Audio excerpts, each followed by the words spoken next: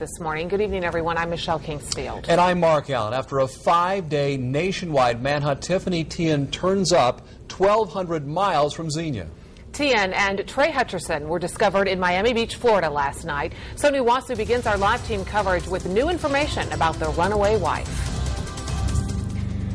Well, Mark, Michelle, it turns out this mother simply just ran away from home, and police tell us she was with Trey Hutcherson of Dayton.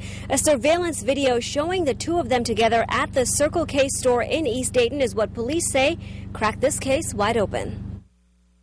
Most of you already know that Tiffany has been found safely in Miami, Florida. It took Xenia police less than 5 minutes to break the news that good old-fashioned police work and hundreds of tips from the community led them to find Tiffany Teehan and Trey Hutcherson. Teehan and Hutcherson were at the International Inn, a low-budget hotel in Miami Beach, Florida. But how did they get here?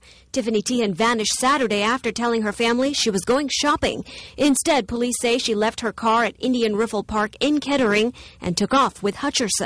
Police believe the two hid in the Dayton area for a couple days, but after police released these surveillance pictures and a description of a red Volkswagen Beetle driven by Hutcherson, they decided to ditch the car. Police say Hutcherson left the car at a dealership in North Dayton, swapped it for a silver gray Chrysler Sebring, and took off for Florida, leaving behind a community filled with concern for Teehan's safety. It was uncharacteristic for her to leave her 1-year-old child and just disappear. Because of the circumstances of this, how it originated, that was the reason everything was done. This was so out of character for her. After a national alert, police in Miami Beach, Florida, spotted the car and pulled the couple over on Wednesday night. Both were interviewed separately.